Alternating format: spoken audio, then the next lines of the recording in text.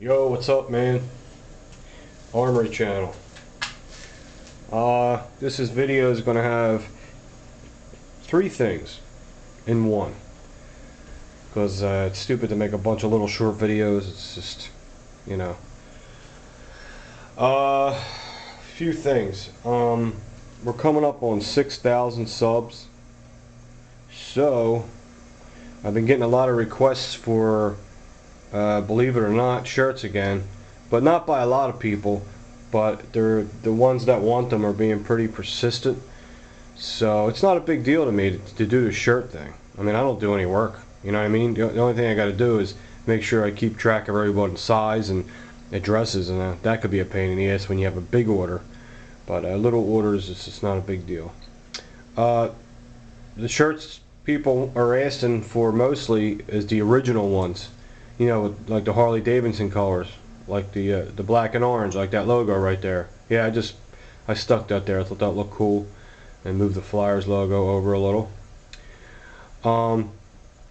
So yeah, we're going to do that when we hit 6,000 subs, which we're like 40 some away. So you're talking maybe a day or two. I will do a separate video for that, you know. But I'll show you what the shirt looks like. And trust me, this shirt's been washed. It had been washed 100 times. 100 times. Now, the green ones, for some reason, they fade, and the black ink on the logo kind of starts to diminish a little bit. But for some reason, even these orange ones, look at this. It still looks like, I mean, that shirt's been washed and washed and washed and washed. Look at it. It still looks like brand new. Anyone else that has these shirts could attest to that. Because I'm not going to lie, because someone can easily leave a comment that said, he's full of shit. I washed mine like 10 times and it's fucking up already. No. There it is. That thing's been washed about 100 times. It had been. Fucking thing's got you know, every kind of fucking stain on it you can imagine, I'm sure. But look at the logo. It's still perfect. It ain't cracked. Nothing. So these are the ones we're going to do again. These types here.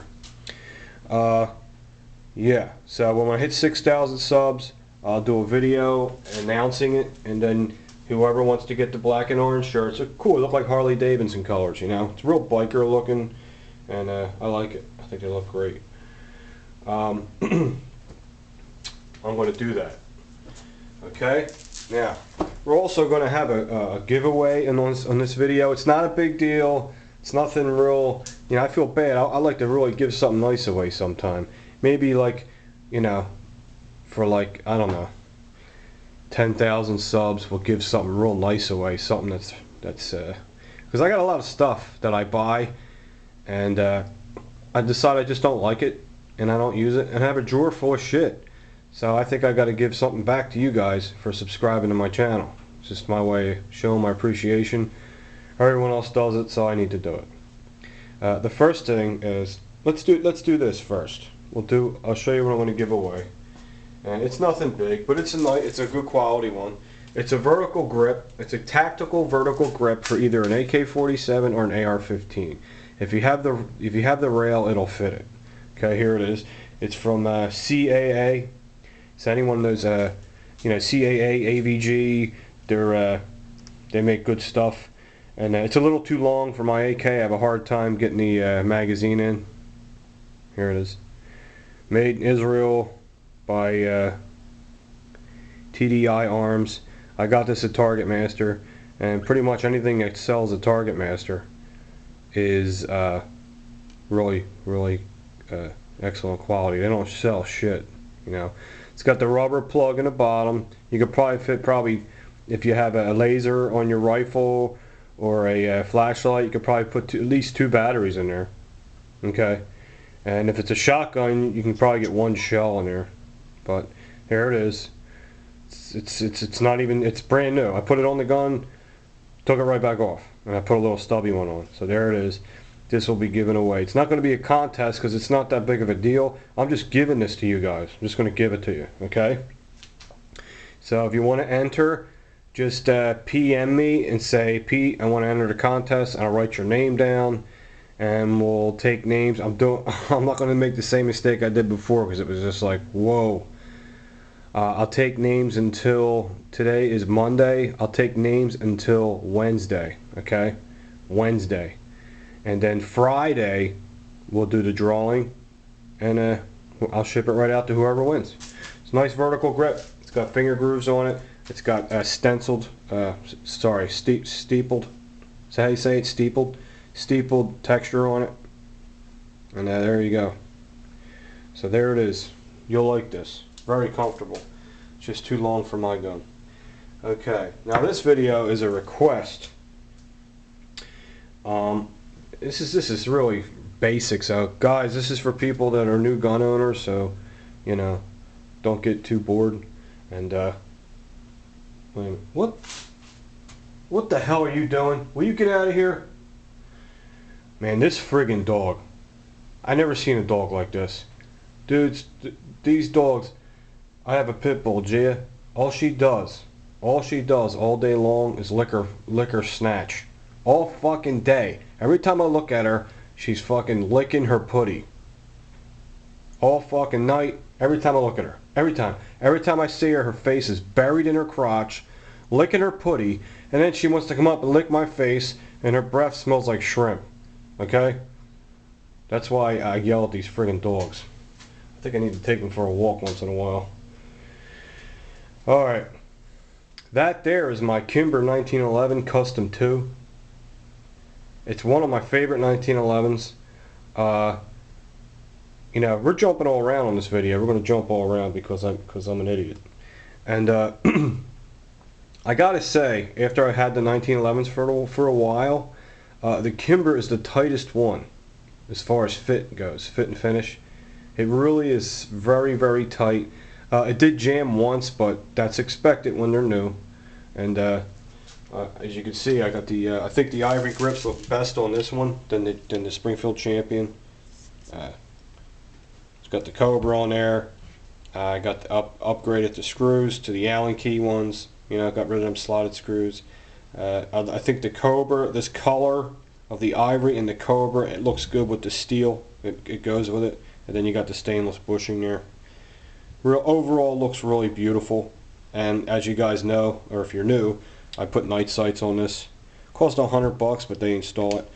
And that's my Kimber Custom 2. And of course I use AC mags. Okay. And they're not the only mags I use. I like Wilson Combat. You know, what other ones have I got? Wilson Combat are great magazines. The only thing I don't like about Wilson Combat magazines is down here you can see the steel. Like the AC mags have a bigger floor plate on it, and it gives it a more finished look. Okay, and you know, if it's a rough gun, it's just like a military gun, who gives a shit? But this is a really pretty gun, and I don't want to look them like that. So I use the AC mag on this. But the Wilson Combat magazines are super excellent. They really are. So there you go with that. Some guy asked me, dude, he must be new to guns, so this is a good. Anything in safety, anything that involves safety is a good thing. He said, can you show us the proper way how, if you get a jam at a gun range, the proper way to correct the jam without like shooting myself? Yeah, that's just real simple common sense. Now I don't know if I can make the gun jam. Obviously I can't make the gun jam, but I'm going to use a snap caps. And let me tell you something. If you ever do a function check on your gun, don't use live ammunition. This is the ammunition I use. It's Powerball. It's filled with like a plastic Teflon. So they're hollow points, but they feed like a full metal jacket, which makes the 1911 way more reliable because it is designed for the full round ball ammunition. That's what I'm talking about. I don't use hollow points in my 1911s. If you use them in yours and you don't have problems, you're lucky, because I mean, these are hollow points, but these are the kind I use. Mustang Bill bought a box of them. Now he feels better about carrying his 1911. Back to this again. We're getting off track again. I'm just going to check the gun, make sure there's nothing in it, and as usual, nothing in it. The only thing I don't like about this Kimber is, I mean, this sucker, listen to this. It's a really tight, it's the tightest one I got. The sight for the chamber indicator, that is a joke, man. What the fuck is that supposed to be? Now, Smith & Wesson, if you ever look at their sight for the sight hole for the round indicator, it's big. You can see in there. I can't even see. Even when there's a round in there, you can't even tell if there's a round in there. It's like you gotta look with a light, and it's like if you're under a stressful thing or something, that ain't no fucking good. Alright. You want to use snap caps. If you get a new 1911, you want to do a function check. And you want to make sure it feeds well and all. So, you know, just you want to chamber around, see how it chambers. Feels good. I didn't feel no resistance. And you want to pop them out the ejector port, see how it ejects. Works great. Okay? Let me go fucking find that. Here it is. Now, use snap caps, man. Please don't use live ammunition. Don't do it. Okay, say you got a jam. Okay? Let's see here. See if you can do something stupid, make this thing jam. Can't make it jam, but I can make it stovepipe. Okay. Okay, that's a stovepipe in reverse. Actually, it looks like a little dick, don't it? That's a stovepipe, but I got it backwards. Usually it's no, that's right. That's right, because the round would be out and that would be a stovepipe. Alright, say that's a jam like that. Most jams ain't like that. Most jams are like, they're really not stovepipe. The round's in there and it's kind of just on an angle and it's stuck. Okay? So what you want to do to be safe, okay? Let me do this again. What you want to do to be safe, say, oh shit, I got a jam. The first thing you do, please, the first thing you do is always keep the fucking gun pointed down range. Don't do this. Don't do this. Don't do this. I know it's jammed in there. It ain't going to go off. It's just, don't do it. Okay? Now, if it's really jammed in there, sometimes they'll get wedged in there so tight that even when you open the slide, it won't come out because it's like wedged in there. So the first thing you do is keep your gun pointed down range, the business end, down range all the time. And the second thing you do is you remove the magazine. Okay, take the magazine out. That's the next thing you do. Okay? Now the next thing you do is pull the slide back and lock it back. Try to keep the gun down range when you're doing that. Okay? Alright, let's pretend this is stuck in there. Okay? Now sometimes they get stuck in there. They get like that, but they're inside and they're stuck in there. Now, if you're afraid that if it's really wedged in there and you're afraid to pry it out, the only dangerous part of a bullet, a round of ammunition, is where the primer is. So if you're going to get a little screwdriver or something to pry it out, do it from this end. Try to stay away. Don't do it from the end where the primer is. This is the primer. If you're new to guns. See that little button? Looks like a button. That's a primer. What happens is the hammer hits the primer, it ignites the primer. It's a cap, and then it ignites the gunpowder, and then blasts the bullet down the barrel.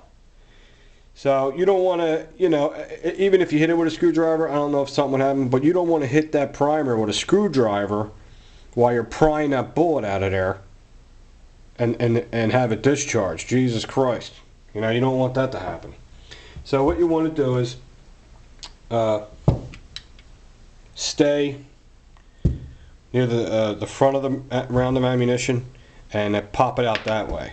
Okay, just keep the screwdriver or whatever you have, whatever instrument you're using to get that round of ammunition out of that chamber.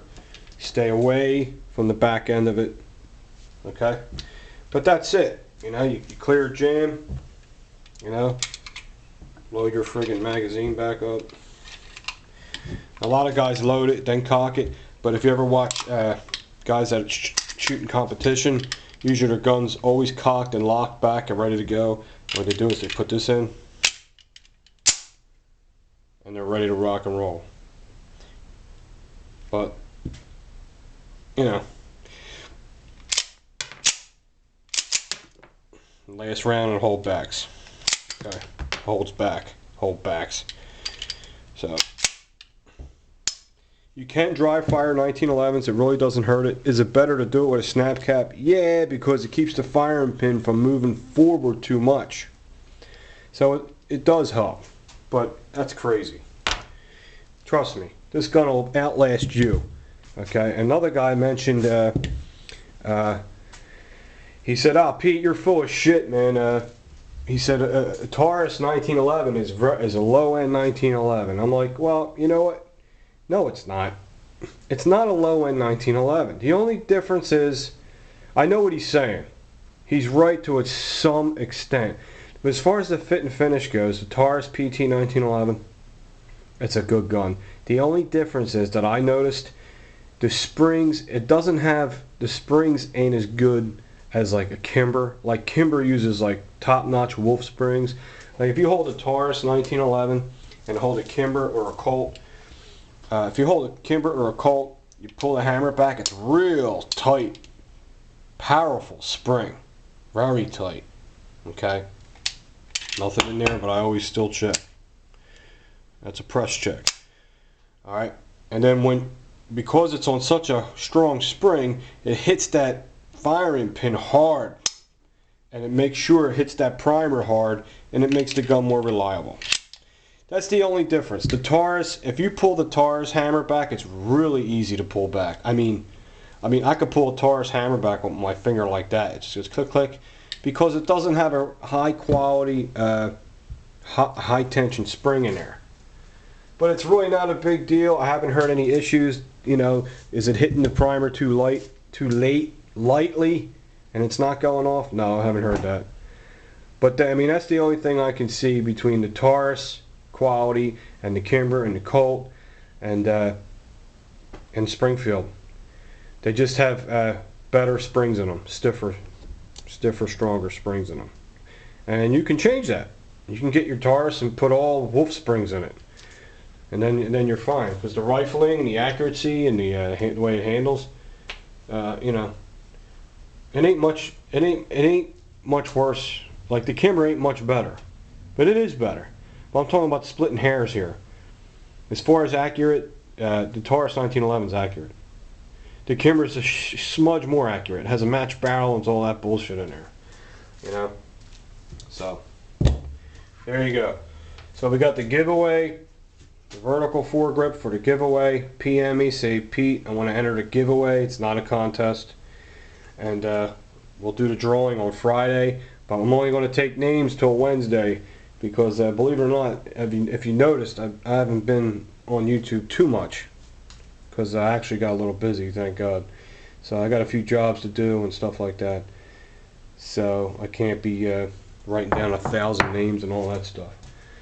Alright, so I'll see you guys soon. And when we hit 6,000, that'll be awesome. We'll do the shirt thing later.